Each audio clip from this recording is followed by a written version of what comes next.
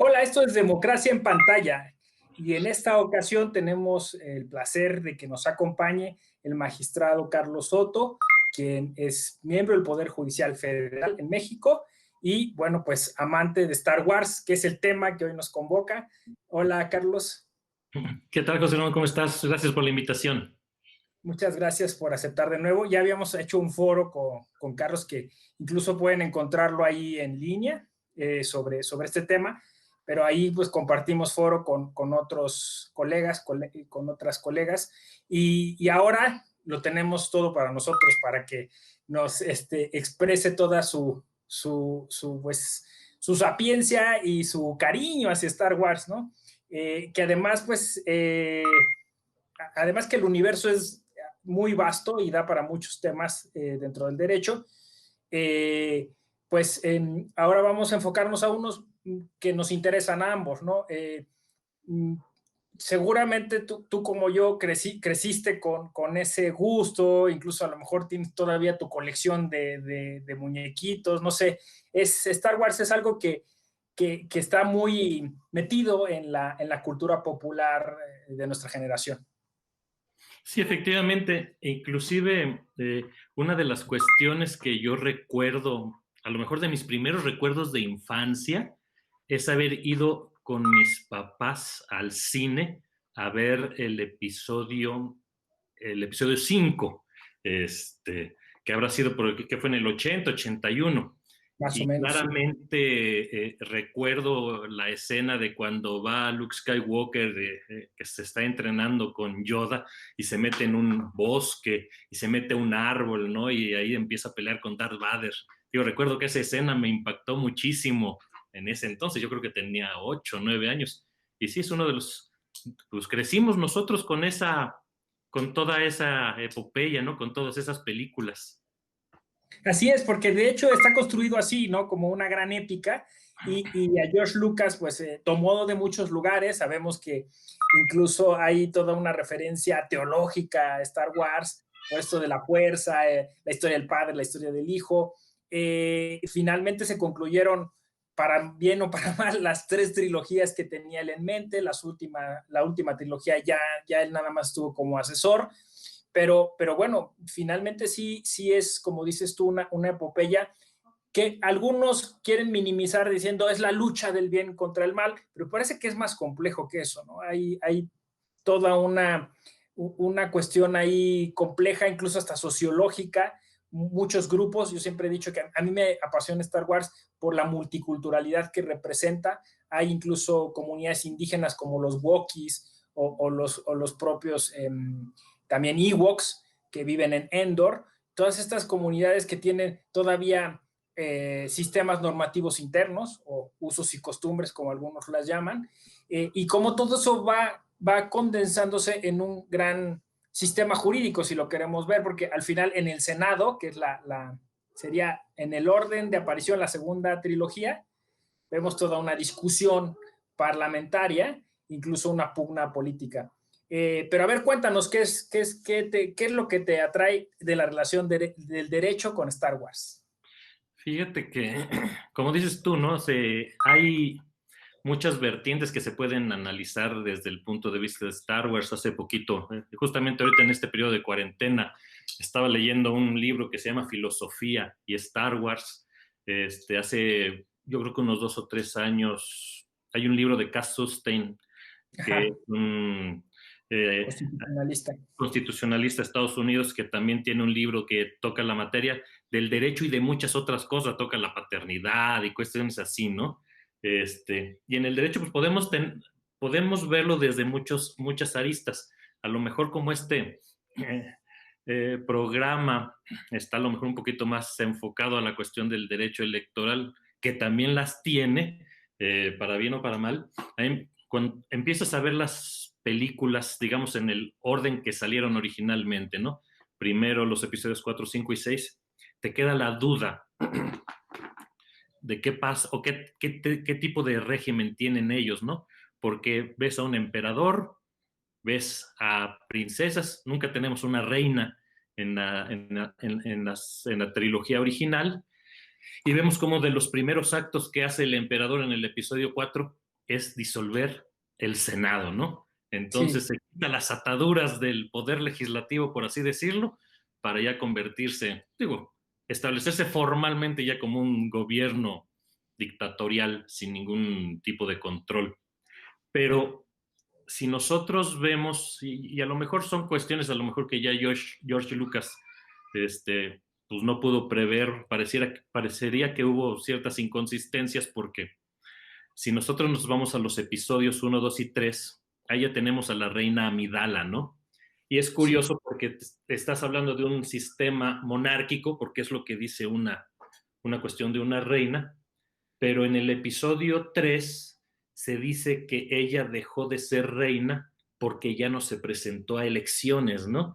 Entonces sería muy ujú, curioso que un régimen monárquico se elija al rey por medio sí, de de una una votación votación. popular, ¿no? Sí, Suena hasta contradictorio, y sobre todo suena contradictorio si después resulta que la hija de Amidala se convierte en princesa, ¿no? Entonces, ¿qué sí, pasa? sí, sí, Es, hay una, sí, claro, ya se heredó el puesto, ¿no? Y a pesar de que supuestamente se hacen, y tenemos este régimen monárquico conviviendo, y se mide, bueno, monárquico por así decirlo, solamente por los nombres, ¿no? Con esta cuestión de que a nivel intergaláctico, o si lo quisiéramos llamar federal de alguna manera, tenemos al Senado de la República, y podemos ver, y esto yo creo que es muy importante, las discusiones que se dan en el Senado, ¿no? Conciliar tantos puntos de vista que nosotros vemos representados en este gran Senado galáctico, que están los representantes de cada mundo, ¿no? De cada sistema interplanetario discutiendo. Imagínate, no sé cuántas personas, cuántos entes habría en ese Senado galáctico, lo difícil que es ponerse de acuerdo. Y eso lo vamos a ver reflejado, yo creo que en cualquier democracia moderna, ¿no? Conciliar los intereses de tanta gente, que pueden tener inclusive puntos de vista contrarios o puntos de vista distintos de cómo abordar una problemática, muchas veces nos puede llevar a esto que la democracia no pareciera no caminar tan rápido como se necesitan los problemas de la actualidad, ¿no? Lo vemos cuando sí, eh, la Confederación de Comercio ataca a Naboo y la reina Amidala lleva su problema al Senado y entonces comienza esa gran burocracia, ¿no? Que si ayudamos, que si no apoyamos, etcétera, etcétera. Y a fin de cuentas, parecería ser que pues es un problema de las democracias modernas, ¿no? Cuando el Estado puede dar medidas rápidas, eficientes, para tener un problema real, ¿no? Y a fin de cuentas, ¿qué es lo que sucede con esta cuestión por ejemplo, de esta burocracia, que inclusive así nos lo señalan en el episodio 1 en el 2 no recuerdo, que dice la reina Amidala, yo no voy a estar aquí mientras estos burócratas deciden en comités qué es lo que sucede con mi pueblo, ¿no? Entonces, sí. vemos cómo esa eh, falta de efectividad o de eficacia, por así decirlo, es lo que empieza a dar la semilla del gobierno dictatorial, ¿no? Porque Sí, es justamente el el, pretexto de Palpatine, ¿no? Para hacerse del poder. el pretexto de Palpatine para de convertirse en gran canciller, y con eso tener el poder necesario para afrontar los problemas que hay en toda la galaxia, ¿no? Entonces vemos cómo estos regímenes, autoritarios derivan de procesos democráticos, ¿no? En Sí, algunos casos, digo, hay otros que llegan completamente por medio de golpes de Estado, cuestiones así, ¿no? Pero vemos que Palpatine se convierte en emperador utilizando los medios democráticos, ¿no? Entonces siempre es un peligro de las democracias que se puedan autocontener y sobre todo que puedan autocontener a las personas que los integran. sí, ahí es interesante esto que dices porque efectivamente en la historia, y que eso sí lo podemos ver, digamos, en las películas, otras cosas, como dices tú, las podemos presumir entre líneas, es un sistema intergaláctico muy complejo, supuestamente hay sistemas solares donde votan, digamos, para nombrar un representante, ese representante concurre al Senado, pero hay otros casos como el de Naboo, donde no hay digamos, una fase regional, sino que directamente van al Senado, y no importa el número de habitantes que tenga, ya sea el sistema solar o el planeta, el voto vale lo mismo. Entonces, el voto de Naboo valía lo mismo que a lo mejor un sistema solar con 20 planetas. Y esa es una peculiaridad, digamos, de esta democracia intergaláctica en el Senado. Hay otra cosa que sí se ve en la película, cómo Palpatine empieza a cabildear, o sea, cómo se gana el primer puesto en el Senado, se gana a través de favores. Y estos favores que el primer canciller no logró cohesionar, le dan lugar a Palpatine para hacerse, como dices bien, todo el poder y después disolver el Senado.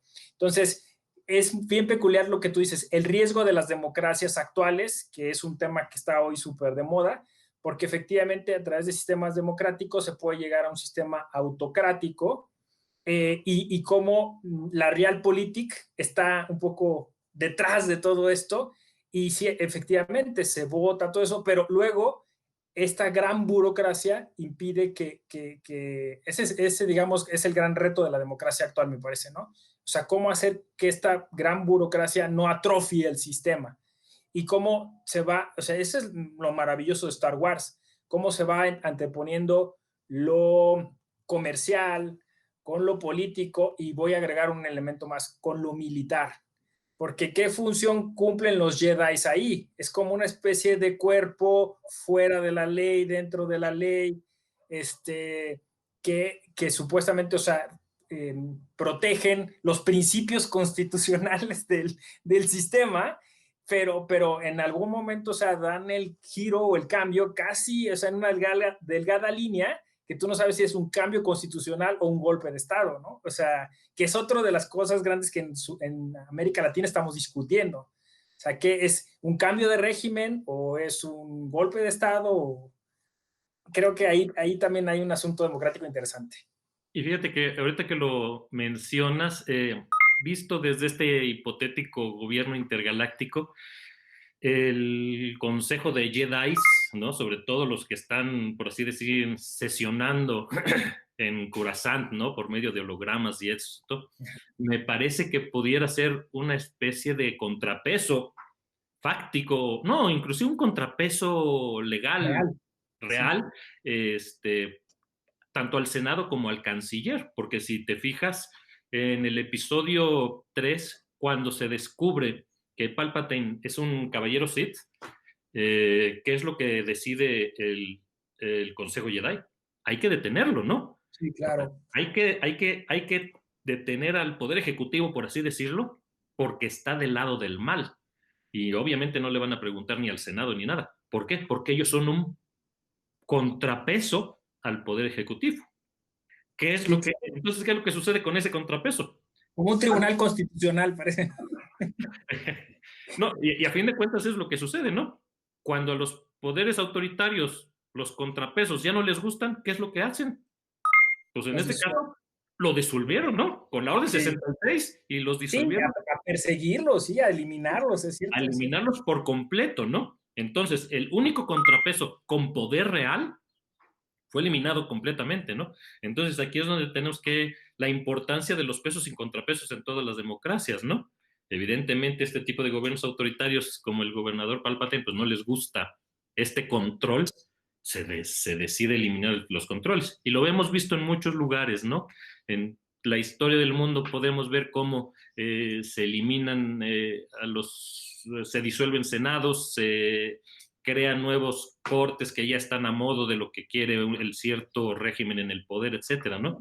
Entonces no suena tan alejado. Y alguna cuestión que también tocaste es la cuestión del ejército, ¿no? Este ejército imperial que una misma, es curioso cómo una misma institución puede servir para los dos bandos, ¿no? Por un lado puede ser una institución buena al servicio de la sociedad, o por la otra puede ser un órgano represivo.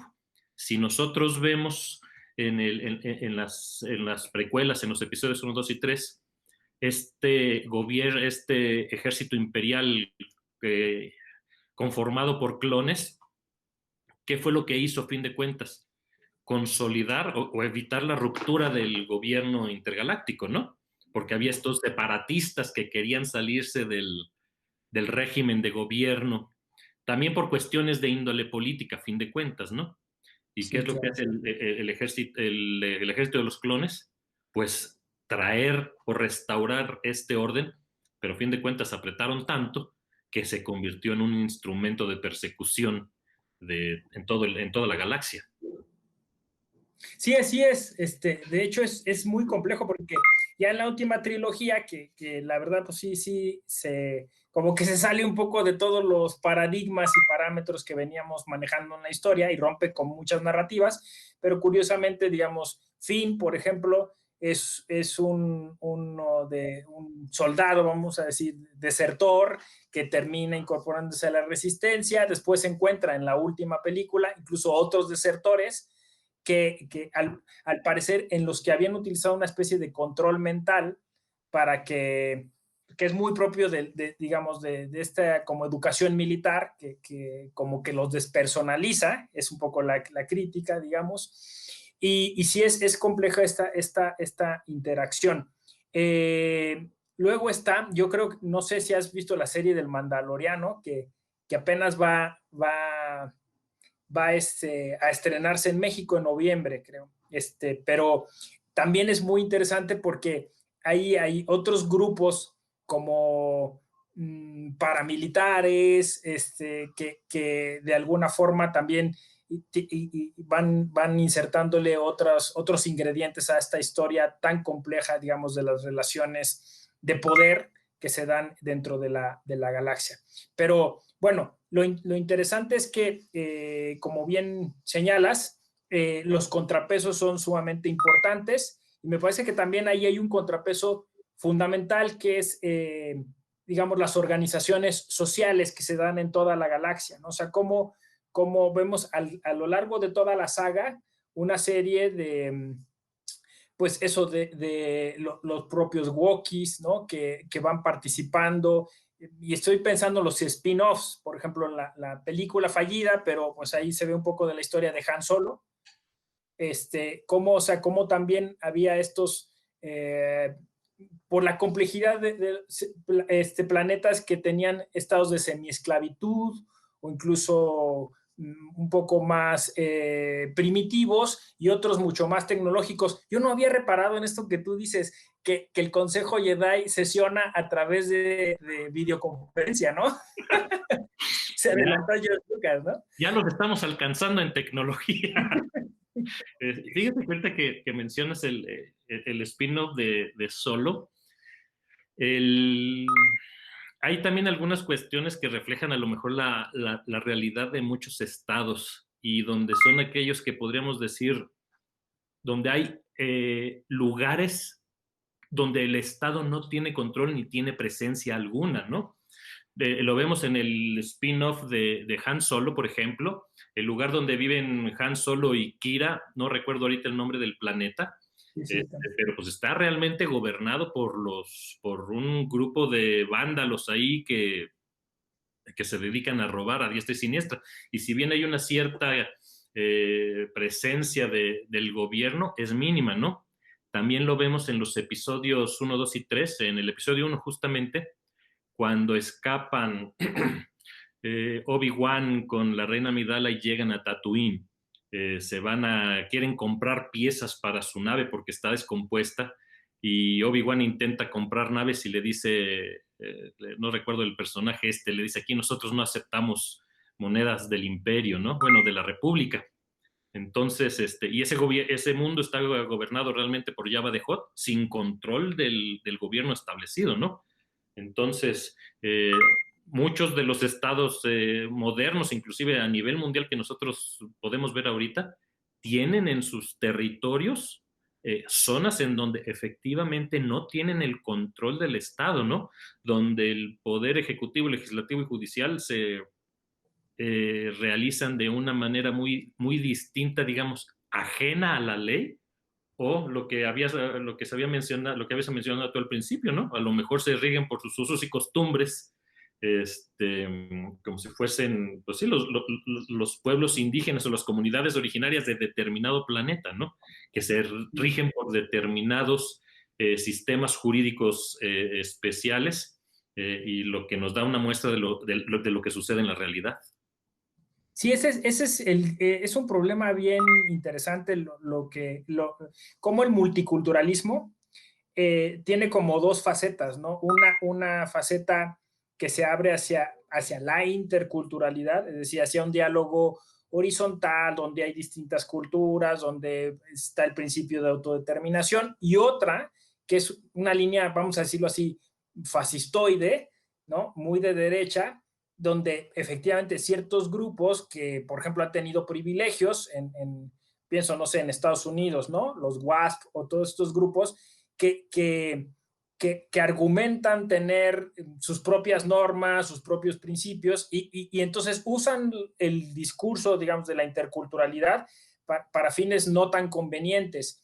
Y creo que o sea, es el caso que pasa en nuestro país quizá entre todo este desarrollo de la justicia intercultural y las comunidades originarias versus el crimen organizado, que también, o sea, tiene, como dices tú, sus reglas. O sea, Jabba de Hutt es un mafioso, tiene matones, hace ejecuciones, ¿no? O sea, en la primera, bueno, en la primera trilogía en orden, va a ejecutar a Luke Skywalker, ¿no?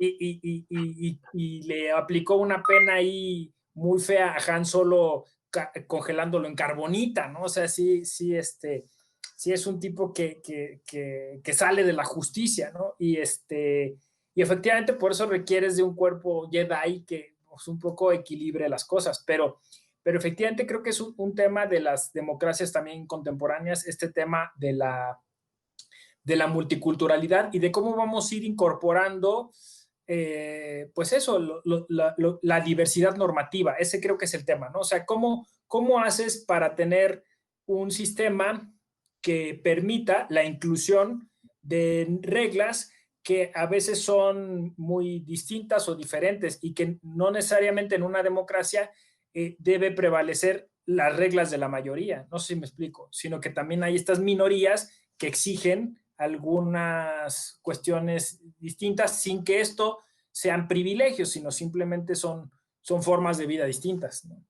Y fíjate que yo creo que eso de la interculturalidad nos obliga a todos los operadores jurídicos, yo creo que aquí abrir nuestra mente a estos sistemas que actuando dentro del margen de la ley, desde luego, tienen sus propias formas de gobierno y en cierta manera sanciones de índole administrativa, etcétera, ¿no?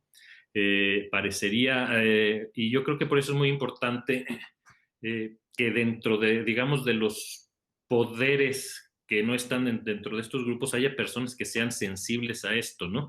Ahorita, por ejemplo, tenemos esfuerzos de la Defensoría Pública de tener intérpretes, por ejemplo, para que cuando alguna persona de una comunidad originaria está sometida a un proceso penal, por ejemplo, tenga con un debido traductor e inclusive hay defensores que hablan estos idiomas de manera directa, ¿no? Entonces esto les proporciona un mayor acceso a este tipo de comunidades y son cuestiones también en las que el juez, a partir de las determinaciones que establece el legislador, debe de tomar en consideración hasta qué punto sí y hasta qué punto no, ¿no?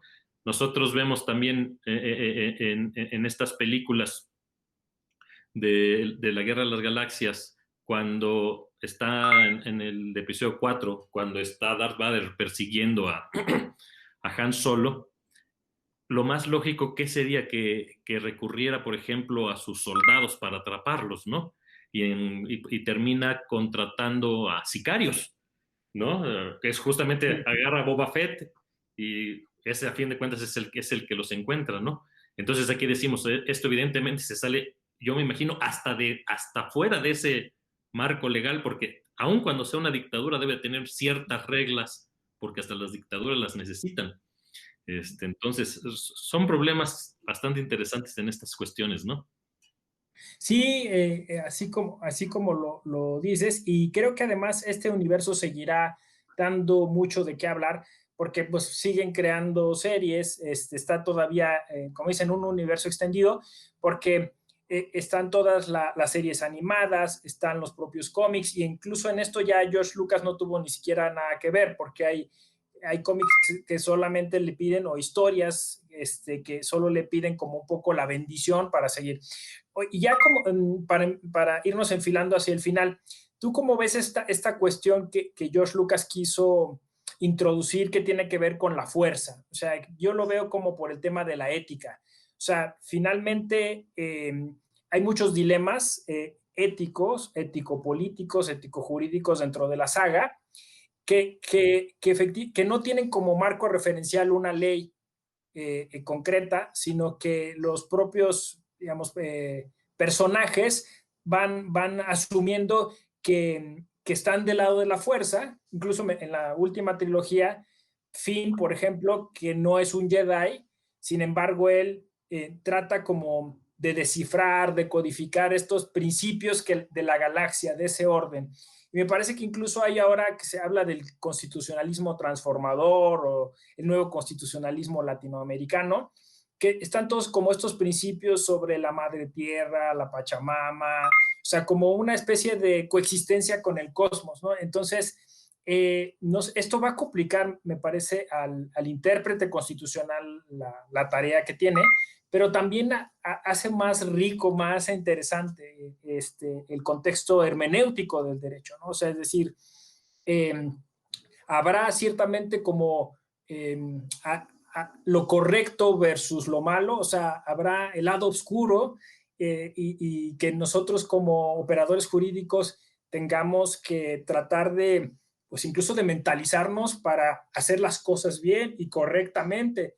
Yo diría justicia social, diría derechos humanos o cultura de los derechos humanos. O sea, creo que todo eso finalmente sí es como o sea, la fuerza es un reflejo de todos estos discursos que en la contemporaneidad nosotros hemos ido asumiendo, perspectiva de género, perspectiva intercultural. O sea, son las cosas que yo diría están del lado de la fuerza versus la violencia, versus el deterioro institucional, no sé, estas cosas. ¿Qué te parece mi propuesta?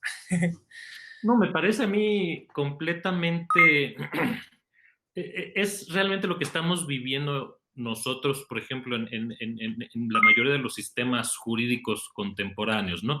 Nosotros tenemos a la fuerza como, como una doble vertiente. La primera vertiente sería una vertiente que le da a aquellos seres que les dicen forzosensibles, que pueden tener poderes telequinéticos, telepáticos y cuestiones así, ¿no? Que es un poquito más a la cuestión de la fantasía, echan rayos de poder, etcétera, etcétera, ¿no?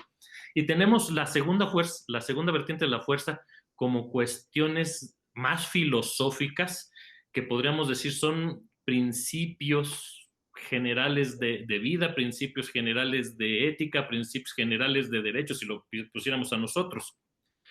Si nosotros vemos nuestros sistemas jurídicos occidentales, por ejemplo, y estamos inmersos en un mundo judeocristiano, podemos ver que, por ejemplo, muchas de las enseñanzas bíblicas, ¿no? Por ejemplo, solo los 10 mandamientos, tú puedes estar seguro que están positivizados en la mayoría de los sistemas jurídicos del mundo, ¿no?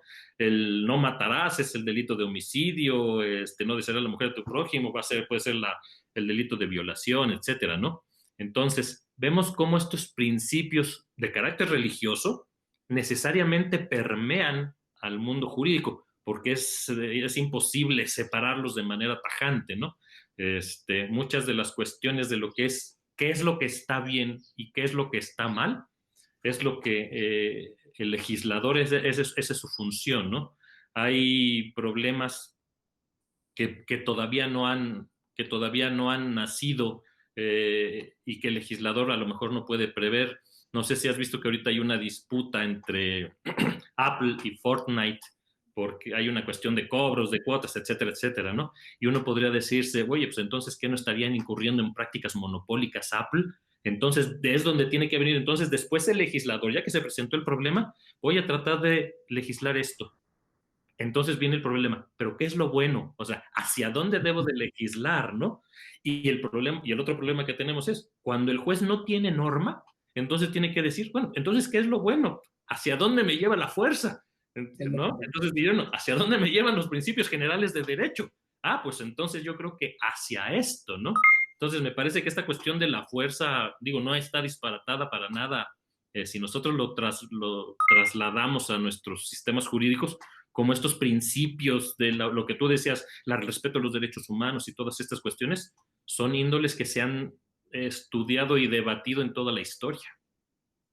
Sí, pues mira, muy interesante, se nos está agotando el tiempo. Creo que todavía había un tema que tratar, que es el transhumanismo. George Lucas, y de hecho en este spin-off de Han Solo o en Rogue One, incluso vemos, nosotros crecimos con esa idea, ¿no? R2D2 y C-3PO y todos estos robots que son a veces mucho más humanos que los humanos, ¿no? Y cómo se les protege y se les trata como seres humanos. Pero bueno, pues será ya materia de otro capítulo. Te agradezco muchísimo que te hayas tomado este tiempo para platicar con nosotros sobre Star Wars y pues a ver si en un futuro hacemos otra vez Star Wars, otra cosa para salir de ahí. Gracias, Carlos. Gracias a ti, hasta luego. Bueno, pues yo soy José Ramón Narváez Hernández, democratiza lo que miras, dale inclusión a tu emoción. Nos vemos a la próxima.